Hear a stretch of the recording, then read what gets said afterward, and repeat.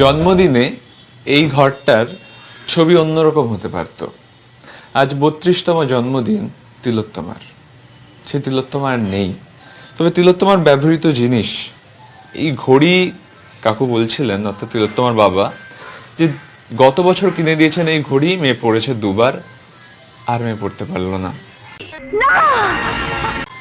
জন্মদিনে এই ঘরটায় এসে এই একাধিক ব্যবহৃত জিনিস দেখে কার্যত মনের যে উপলব্ধি তা প্রকাশ করা যাবে না। তার কারণ তিলোত্তমা সে আর নেই, তার মা আমার সঙ্গে রয়েছেন। এই জিনিসগুলো তো বোধ হয় তিলোত্তমা এই ঘরটাতেই থাকতো নাকি? হ্যাঁ, এই ঘরটা ওর খুব প্রিয় ছিল। এই খাটটা সারাদিন ক্লান্ত হয়ে যখন বাড়িতে আসতো, খাট থেকে আর নামতেই চাইতো না। আমার খাটটা আমার ভীষণ ভালো লাগে, এখান থেকে আর আমাকে নামতে বলো না, তোমরাও আসো এখানে একসঙ্গে আমার সাথে বসো। এই যে বই টই পড়ে রয়েছে, ছোটবেলায় যে গান শিখতো, আলমারিটাও ওখানে আছে, এই হারমোনিয়ামটাও ওখানে আছে। এই আলমারিটাও রিসেন্ট বানিয়েছিল ও, 9ই আগস্টের হয়তো 3-4 মাস আগে বানিয়েছিল। কত সাজার জিনিস এখানে নিজে অর্ডার করে এনেছিল, কোনোগুলো সিল খোলা হয়নি। আমি বাড়িতে গুড়ের পায়েস খেতে খুব পছন্দ করতো আমার হাতে। আমাকে সেদিন ছুটি দিয়ে রাখতো পরবর্তী আগে আমি রান্না করে দিতাম যে যা ভালো খাবে, কিন্তু পরে আমাকে বলতো, মা তোমার ছুটি, তুমি শুধু আমাকে পায়েসটাই রান্না করে দেবে।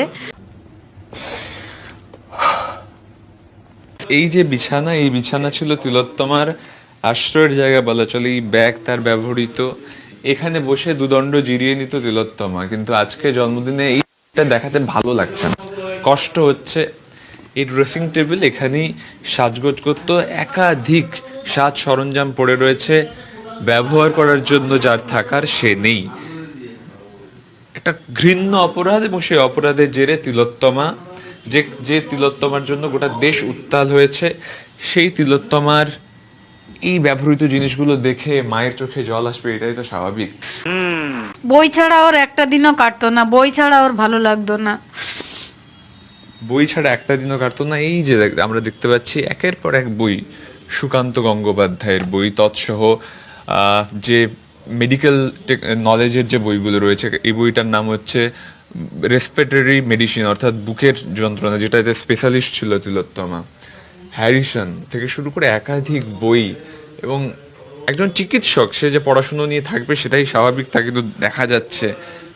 আলমারি জুড়ে প্রচুর জামা কাপড়, কিন্তু সেই জামা কাপড় পরার জন্য কেউ নেই।